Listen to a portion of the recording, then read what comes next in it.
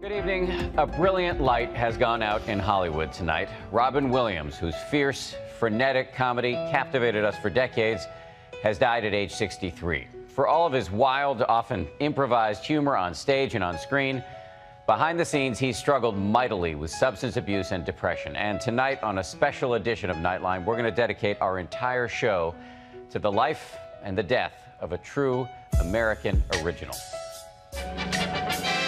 Nanu, Nanu. From Mork Shalbat. to Hook to Mrs. Doubtfire to his manic, make you laugh so hard your ribs hurt comedy special,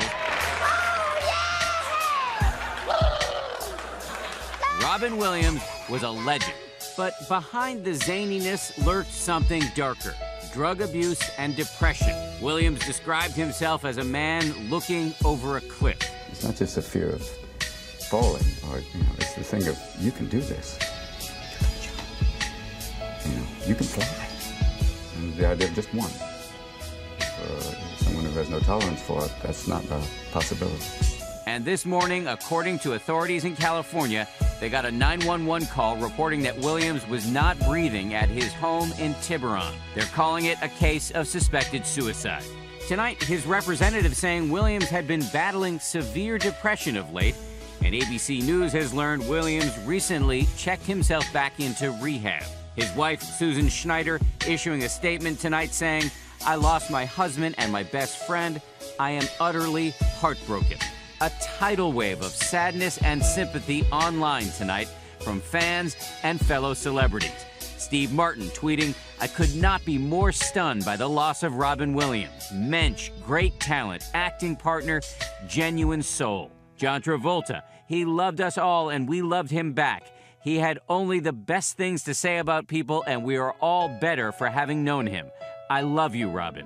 And so many more tonight. Bill Cosby, Tim Allen, Kevin Spacey, Reba McEntire, and this from Ellen DeGeneres. "I can't believe the news about Robin Williams. He gave so much to so many people. I'm heartbroken." We spoke by phone tonight with Cheryl Hines, who guest starred on Williams' recent CBS sitcom, The Crazy Ones. It's so hard right now because it's so tragic, but I just feel very thankful and grateful that I got to work with him and I got to be his friend. Even President Obama weighing in tonight. He was one of a kind. He arrived in our lives as an alien, but he ended up touching every element of the human spirit. And in Hollywood itself tonight at the iconic comedy club, The Laugh Factory, where Williams performed many times, a tribute right there on the marquee. Robin Williams, rest in peace, make God laugh. For Williams, life began in Chicago in 1951. His mother, a former model, his father, an executive at Ford. He was, surprisingly, a quiet child. The first comic impression he did, imitating his grandmother to his mom. It was only in high school, in drama class, that he overcame that shyness. He went on to Juilliard, and shortly thereafter, in the late 1970s, he burst into the national consciousness as an oddball alien named Mork Nanu, Nanu. in the TV show Mork and Mindy. Fly, be free!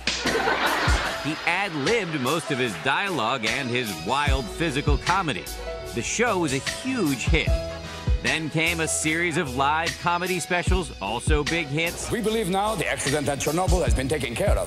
If you'd like to follow us into the plant, I'll show you around. And then, of course, the movies.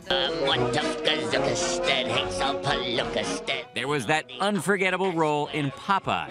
But Williams very quickly moved into dramatic territory with The World According to Garp in 1982, about a struggling writer and his romantic entanglements. It's my first short story. I wrote it for you. You wrote it for me. Many of his most famous roles mixed both wit and warmth. Good Morning Vietnam. What is a demilitarized zone? Sounds like something out of The Wizard of Oz. Oh, no, don't go in there. The Dead Poets Society. On this class, you can either call me Mr. Keating, or if you're slightly more daring, oh, Captain, my Captain. Mrs. Doubtfire. Hello! And Good Will Hunting. Unless you want to talk about you. who you are, then I'm fascinated. I'm in. For which he won an Oscar for Best Supporting Actor. But all that on-screen humor masked inner turmoil. In the early 1980s, a problem with cocaine, which he claimed to have quit after the fatal overdose of his friend and fellow comedian John Belushi. He spoke to ABC's Barbara Walters about it. People also feel, in writing about you and, and reading the interviews, that the death of John Belushi was an enormous influence on you, rather than just, well, I don't know, you tell me what it was for you. It's only the fact that, here's a guy who was probably one of the toughest, strongest people you could ever meet, and he's taken out, and it's basically, it cleaned up a whole generation of people.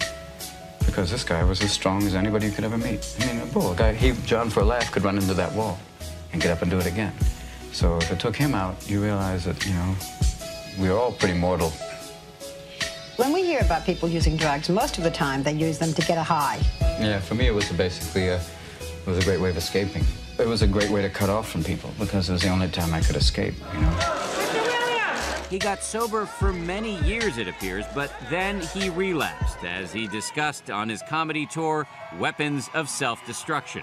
And alcohol is especially dangerous for people like myself, alcoholics. Or you can say ethanol challenge, whatever you want to call it.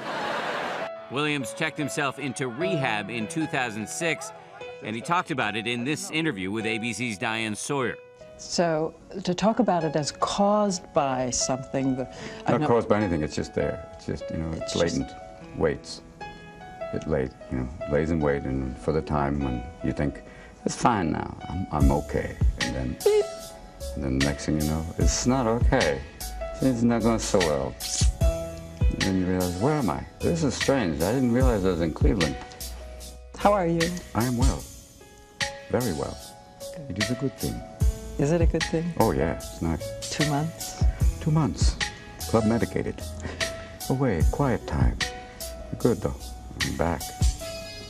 People say, how do you feel? With my fingers. How's it? Don't drink. What are you doing to stay that way? Don't drink. Relapse cost him his second marriage, but he soon sought to clean up his act for the sake of his career and, most importantly, his 3 children, as discussed in this interview. But the one thing that cleaned me up from that was having a kid. That's immediate. That's the same, and I didn't have any rehab or any groups, so I just... Really? You did it by yourself? Oh, totally. It's kind of, I took my mother's advice of, vitamins and exercise. When you have a kid, you're pretty much awake and smell like piss anyway, so you don't need drugs. You're like, hey, where's the baby? It is fitting, then, that his final posting on social media was a tribute to the daughter he loved. Happy birthday to Ms. Zelda Ray Williams, he wrote. Quarter of a century old today, but always my baby girl.